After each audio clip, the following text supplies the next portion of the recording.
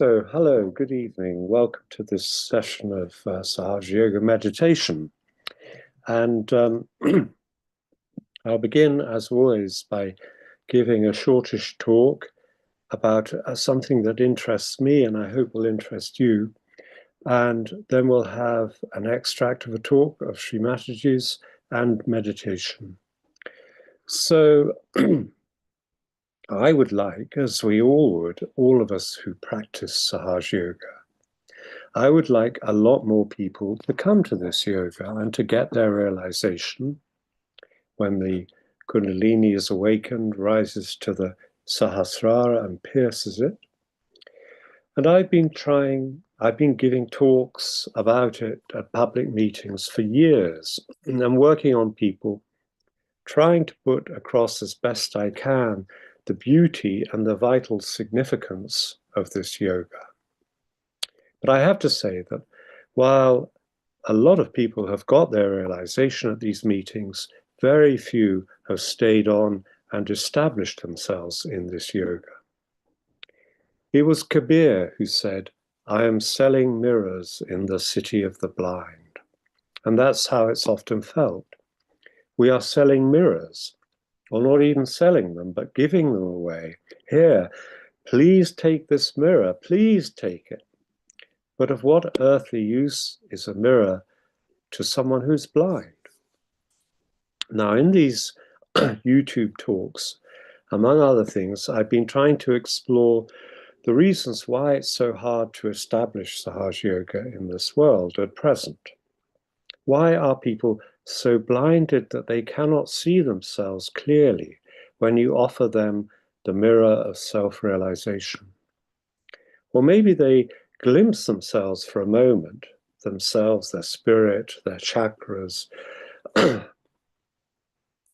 But then, as soon as they go home or some friend talks to them or something like that, the mirror becomes clouded over, or so they believe. But really, it isn't the mirror that is clouded over. It is their own eyes, their own minds. So why is this?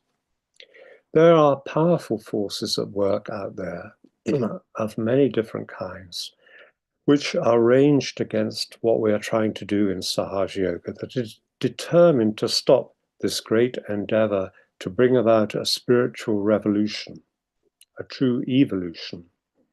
And thus far, they have been very effective. But that's out there. Whereas tonight, I'd like to focus on ourselves. Is there something we're doing wrong? Is there something we could do better? Well, obviously, there are plenty of things we could do better. But I'm trying to get at general principles here, not specific details. What tendencies are there within us? Perhaps we should say what viruses are there within us that can make this yoga unappealing to others. So I'm exploring this subject here. I hope you won't find what I'm saying too offensive or too wide of the mark, but it's an exploration. One such tendency, of these problematic tendencies, expresses itself in a particular attitude towards Sahaja Yoga, or in a particular understanding of what it is. It's an understanding which sets strict limits on the nature of Sahaja Yoga. It presents itself as being very pure or even puritanical as an idea of what Sahaja Yoga is. But it can have the effect of making it seem that being in this yoga is being in a bubble, or indeed in a kind of cult. I've sometimes sat in meetings and seen it through someone else's eyes, and yes, it could be construed as a kind of cult. I feel there are two aspects to this bubble, a left side one and a right side one, as we would expect. The left side one is summed up by a phrase the Jungian psychologist, great philosopher, I would say, Marie-Louise von France, who I often refer to, a phrase that she uses. She uses it with a touch of irony, I think. And this is the feminine paradise. She's analyzing a well-known fairy tale when she says this. And the fairy tale is Snow White and Rose Red. It begins with a mother and her two daughters, Snow White and Rose Red, who live alone at home. So there's just the three of them, there's no father. As Von France says, everything is all right, but a bit too beautiful. As long as the children are young, it's all right, but they live so isolated a life that they never see a man. They are out of life. That's another very interesting phrase, I believe, that she uses, saying they're out of life. They're sort of out of the mainstream where things flow and can change, transform. She goes on to say that you can see this attempt to establish a feminine paradise in women's clubs where the women sit together and talk about their little concerns, ignoring or excluding the man's world. That's what she says. My grandmother used to belong to the Women's Institute, the WI, which is, as you probably know, an international community organization for women to listen to talks and practice crafts and raise money for good works and so on. And sometimes because she was looking after me, she had to take me along to these meetings, and I'd sit in a corner and read an Agatha Christie till it was all over. I must have been, I imagine I was about 11 or 12 at the time. And therefore I wasn't a dear little child. I was becoming too definitely masculine to be of any interest in this context to these women who probably looked on me as a kind of alien intruder. And I don't remember any of them even speaking to me. It was as though I had no place in that feminine paradise. Recently, a friend, a yogi, was telling me about a yogini he's known for at least 20 years. And during all that time, she has never reciprocated his interest in her by asking him, according to him, one single thing about himself, his background, his children, his work, his hopes, his projects, and so on. He wasn't exactly complaining about her because, as he said, he had learned to find this total lack of curiosity about him and his life more entertaining than otherwise. I mean, it was funny. But his experience reminded me a little of my experience at the WI. Still, being there gave me quite an insight into the feminine way of carrying on, the rival queen bees and the mother hens among the members, the chatter and the gossip and woolly-mindedness and so on, and the little dramas. There's nothing wrong per se with these exclusive feminine societies, just as there's nothing wrong per se with exclusive masculine ones. It all depends on the nature of the particular society. And as Von France says, referring to Snow White and Rose Red, a world where nothing on the harsh side is ever allowed is not on the side of life. And here we come, she says, to a typically feminine problem. This rather sugary kind of community is something that can be seen sometimes in the feminine side of the collective, I would suggest. The women get together in groups, either in reality or online, and why shouldn't they? But it can be too sweet. It's all dear sister this and dear sister that, while excluding the harsh side of life. One feels that it's all very nice, but it isn't quite real. That is, I mean, at particular moments it can be real, but in general it isn't.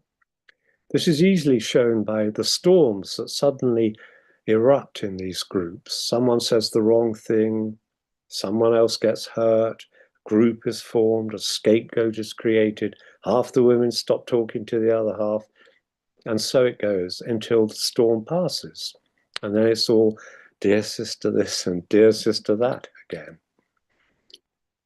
What happens in Snow White and Rose Red is that a bear comes into this female paradise of the mother and the two daughters.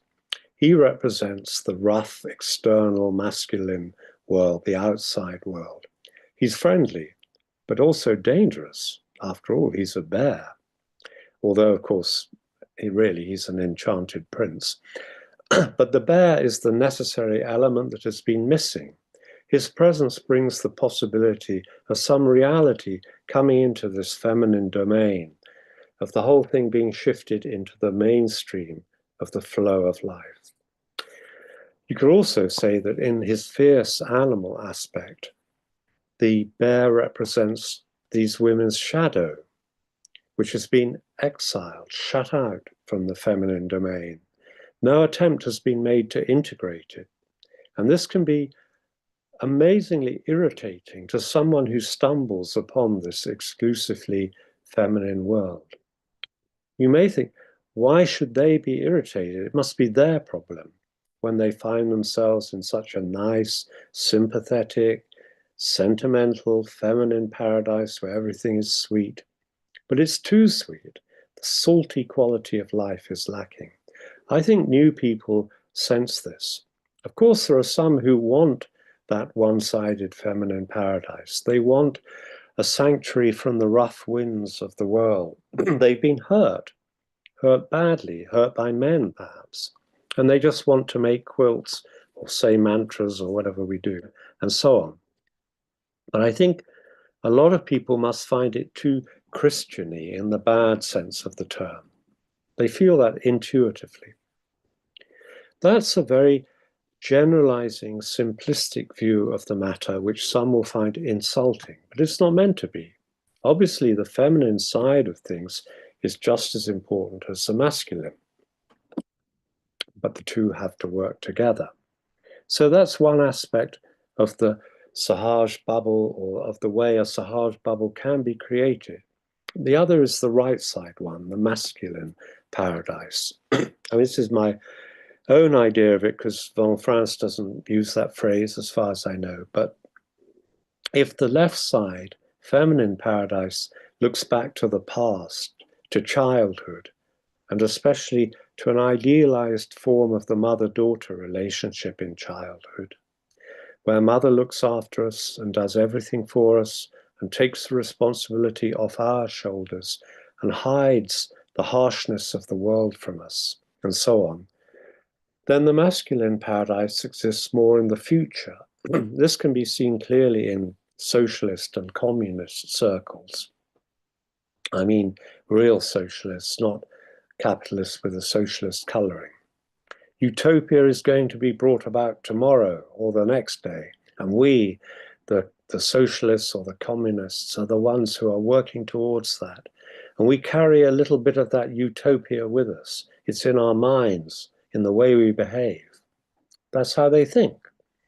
But when you look at the way they actually behave in their meetings, which I've been to in the past, it's very dry, very protocolish, very insistent on the right sort of protocol of doing things.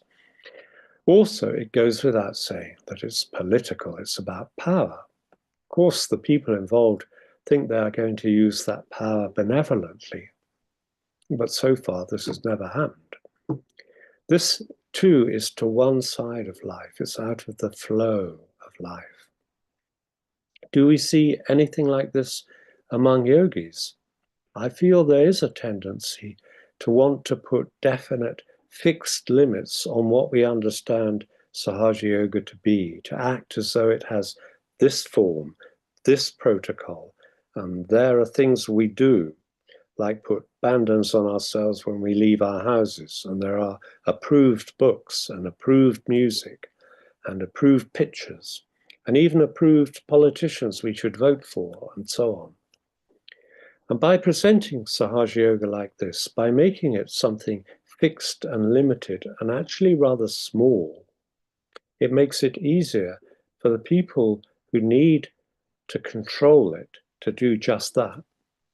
They become too interested in organizing it. They like giving themselves positions in that organization and so on. They can enjoy throwing people out of that organization. They think that's what they have to do. It's the sort of, this hurts me more than it hurts you kind of attitude. It doesn't. And it all ends up looking like a cult. I'm painting a too black and white picture of this process, maybe, but this tendency to present Sahaja Yoga like this in this limited form does exist. I've seen it often enough.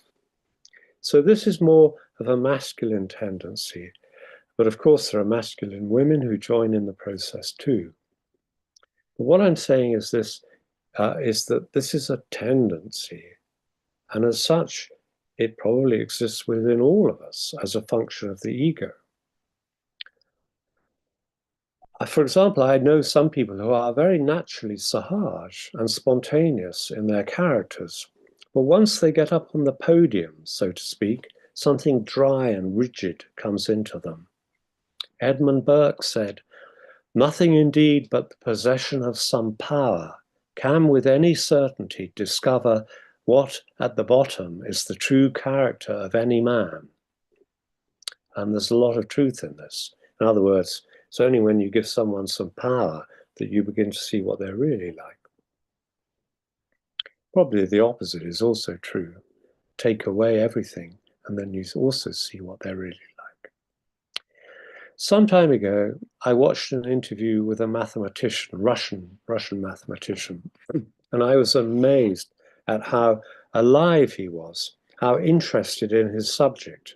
In fact, in many different subjects, he was referring to William Blake, among other things, and how interesting he was, in part as a result of his own passionate interest in these things. I know practically nothing about mathematics as such, yet I found what he was saying fascinating. He wasn't a Sahaja yogi, but it has to be said that he was a great deal more Sahaj in his personality than many of us. So there we have it, the bubble of Sahaja Yoga, produced by two kinds of tendency, one on the left, one on the right. Together, they can make this great yoga into something small. Only mediocrity escapes criticism, said John Steinbeck. But let's not aim for the safety of mediocrity.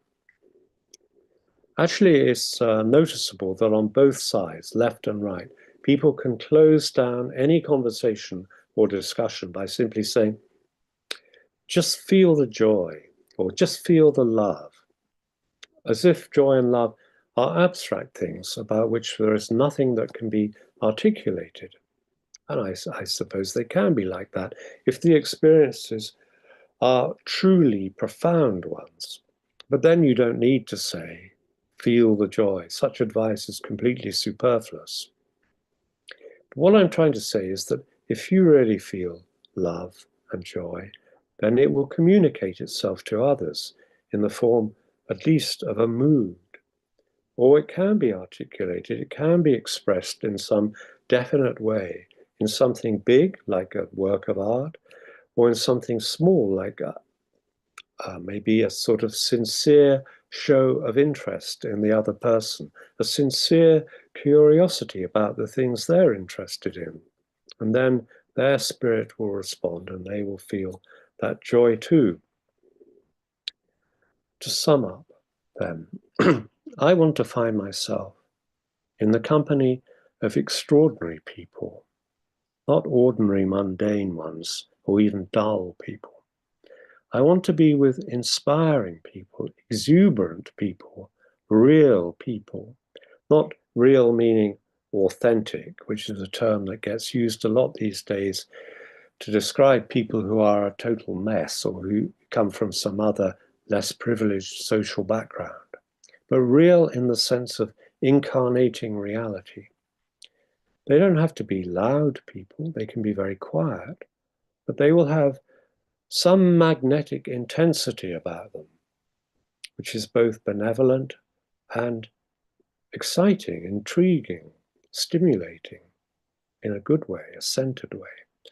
I would like to be with subtler people, more expansive people, greater people, freer people, experts in their field, whatever that field happens to be, those who are more alive than others, not less so. I want to feel, when I'm among Sahaja Yogis, that here is the kingdom of heaven. And of course, we have the means to make this happen. So, Jai Shri Mataji, and we'll listen to about 7 minutes of a talk, beautiful talk, birthday puja in 1982 in Chelsham Road. And this is from the middle of it. Okay.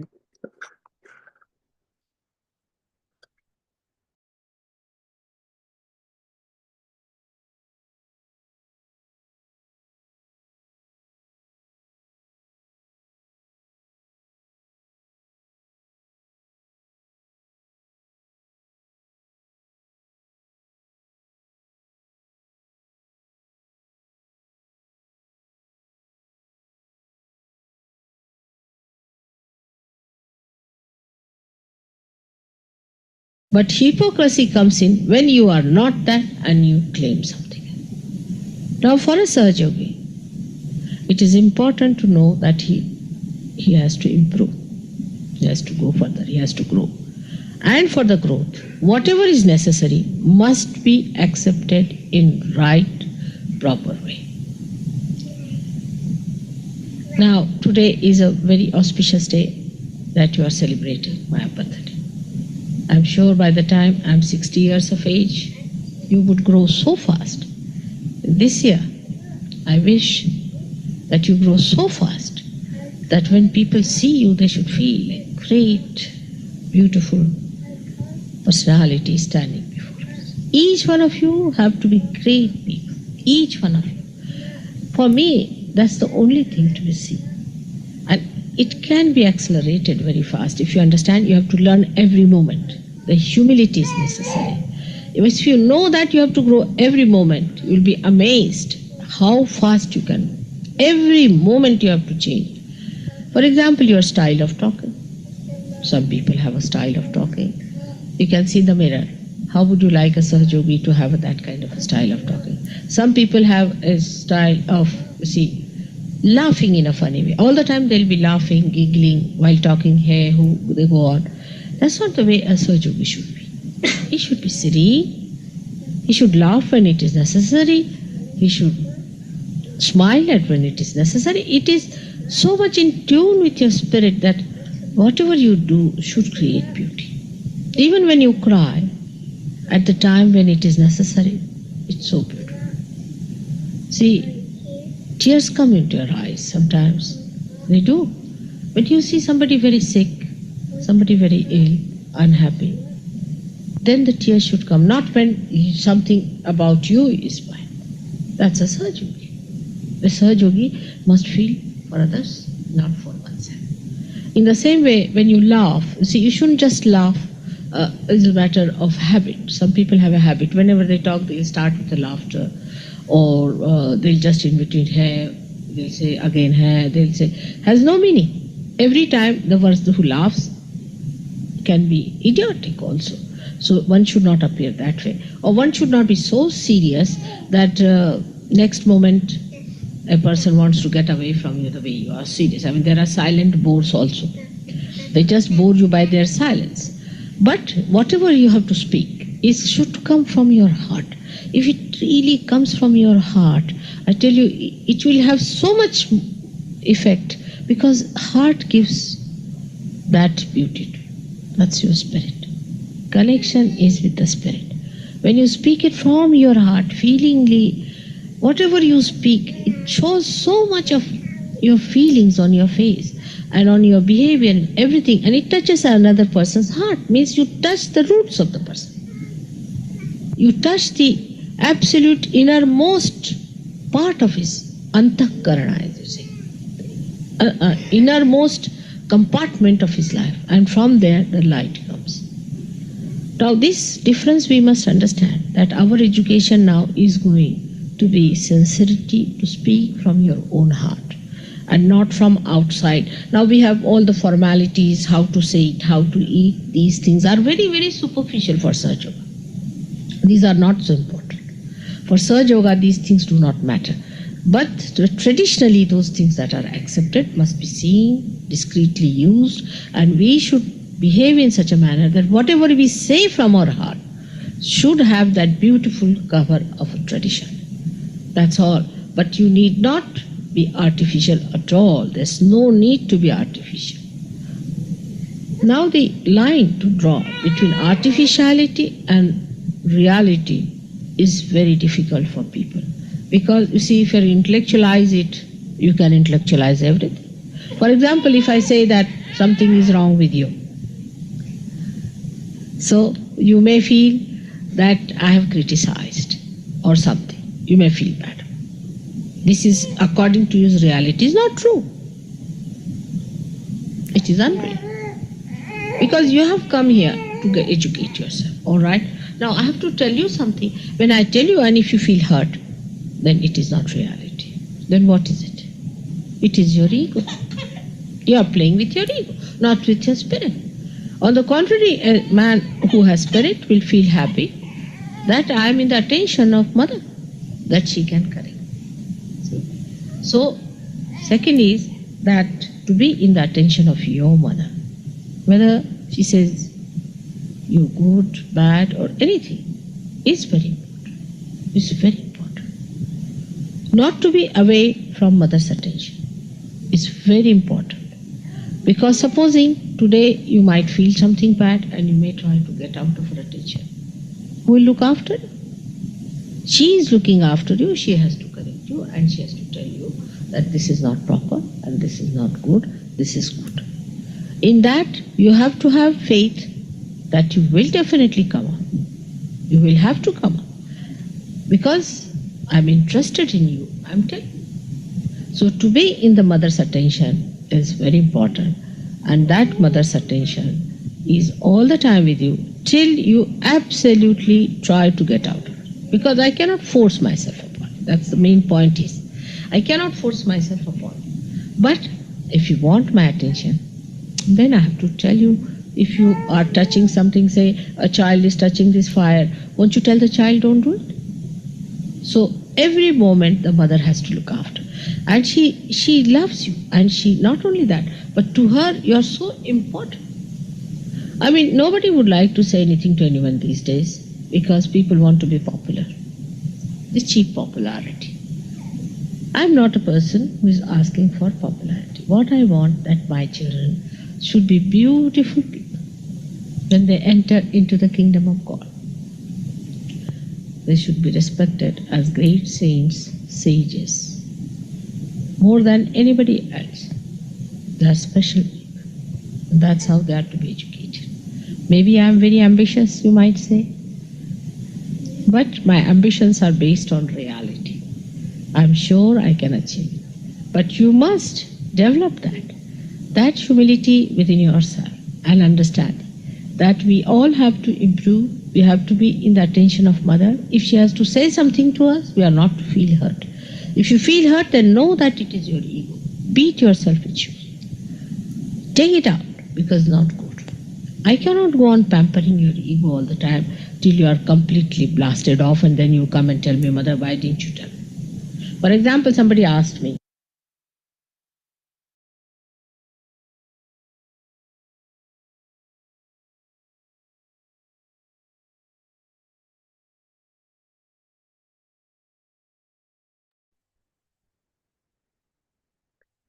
So, so we'll meditate now, and if we just resolve that we will not be boring people, we will expand ourselves, expand our attention, become experts in our particular interests that we have, and share our expertise where it's welcomed, and take an interest in other people, a loving interest, an innocent curiosity. And so present our mother's work as something that is really transforming, that doesn't just exist in the abstract or in a specific place, but is wherever we are. It's in ourselves. So we'll continue with this music, which I find very beautiful, Rag Shudmaru Bihag. But if you would rather meditate in silence, then of course just turn the volume off. And then around 5 to 9, we'll come to a close.